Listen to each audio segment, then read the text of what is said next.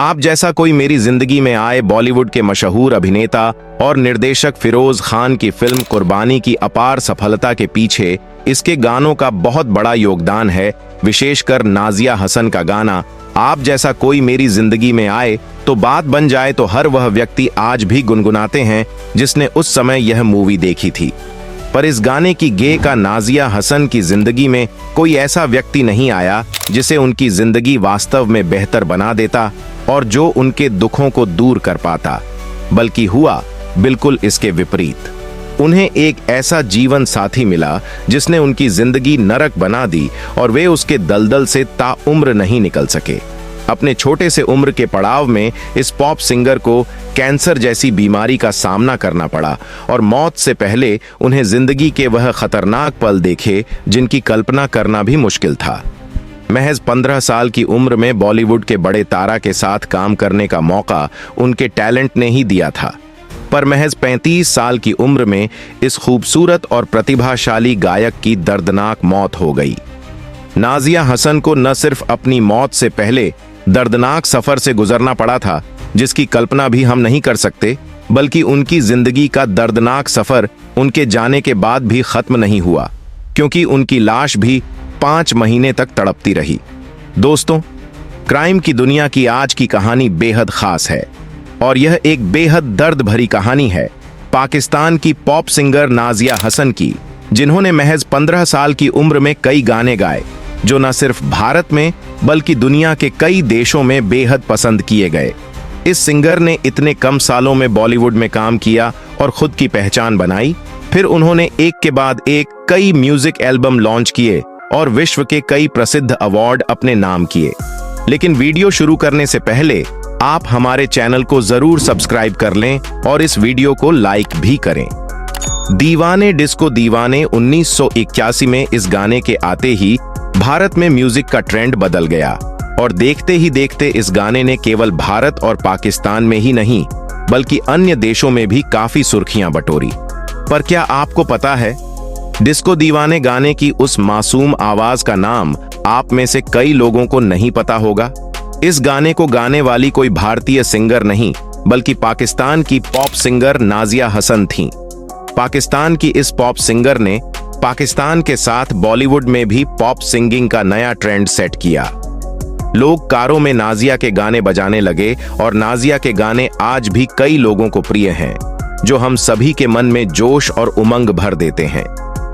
80 के दशक में नाजिया के सभी गाने सुपर डुपर हिट हो रहे थे। तब वह स्कूल में पढ़ाई कर रही थीं। स्कूल में होते हुए भी उनका हर गाना सुर्खियां बटोर रहा था। नाजिया हसन ने इतनी कम उम्र में आप जैसा कोई मेरी जिंदगी में आए तो बात बन जाए, दम दम दीदी दिल मेरा ये कहता है तुम मेरे हो, दिल बोले बम बम, आंखें मिलाने वाले दिल को चुराने वाले, कैमरा जैसे गाने गाकर देश दुनिया में टहलका मचा दिया और देखते ही देखते वह युवा दिलों की धड़कन बन गई। भारत में पॉप म्यूजिक इंडस्ट्री की दुनिया में नई जान फूंकने वाली नाजिया हसन के गानों से सभी भारतीय काफी प्रभावित थे। उनके गानों का बॉलीवुड में ऐसा जादू चढ़ा कि वह बाद में रीमिक्स भी किए गए। आपको याद ही होगा, डिस्को दीवाने गाना 2012 में बॉलीवुड की मशहूर film student of the year की पहचान बना। इसके बाद यंग तरंग एल्बम से उनका गाना दम दम दीदी को भी बॉलीवुड की 2012 में ही रिलीज हुई फिल्म मिस लवली में रिमिक्स किया गया था और इस मूवी को बाद में कांस इंटरनेशनल फिल्म फेस्टिवल में भी शामिल किया गया।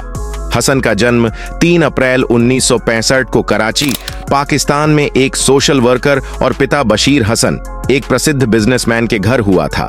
क्योंकि नाजिया का परिवार 1975 आते आते लंदन में सेटल हो गया था, जिसके कारण नाजिया भी अपने प्रारंभिक पढ़ाई पूरी करने के बाद लंदन चली गई और वहीं अपनी आगे की पढ़ाई करती हैं। इससे पहले नाजिया हसन की प्रारंभिक शिक्षा कराची ग्रामर स्कूल से हुई थी।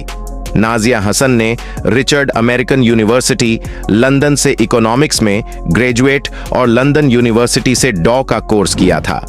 नाजिया के टीचर्स बताते हैं कि वह अपनी पढ़ाई पूरे लगन के साथ करती थीं।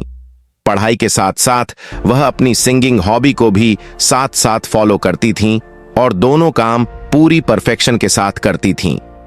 नाजिया के जानने वाले और उनके रिश्तेदार बताते हैं कि महज 6 साल की उम्र से ही नाजिया ने सिंगिंग शुरू कर दी थी। इतनी कम उम्र में होने के बावजूद भी वह किसी सिंगर की नकल नहीं करती थीं, बल्कि अपनी ही आवाज में गाने को बेहद खूबसूरत तरीके से पेश करती थीं, जो उनके नेचुरल टैलेंट को दर्शाता था। जब लोग उस समय लता मंगेशकर, उषा मंगेशकर या गीता दत्त जैसे मशहूर और दिग्गज सिंगर्स को सुनकर बड़े हो रहे थे, तब नाजिया के सुरों ने लोगों को अपना कायल बना लिया।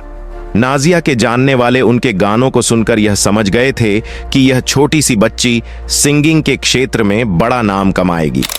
नाजिया के चाचा अनवर मकसूद बताते हैं कि एक्टर सोहेल राणा के प्रोग्राम गलियों के माला ने उनके टैलेंट को पहचान लिया था, जहां से नाजिया के सिंगिंग करियर की एक प्रोफेशनल शुरुआत हुई थी।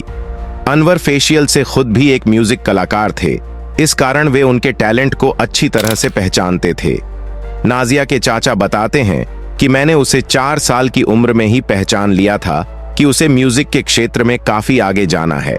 नाजिया के फ्रेंड्स, टीचर्स और परिवार वाले बताते हैं कि वह शुरू से ही काफी अनुशासित थी और वह जो काम ठान लेते थे वह करके ही रहती थीं। उनका कमिटमेंट बेहद सच्चा और पक्का था और वह अपने आप को सिंगिंग के क्षेत्र में आगे ले जाना चाहती थीं।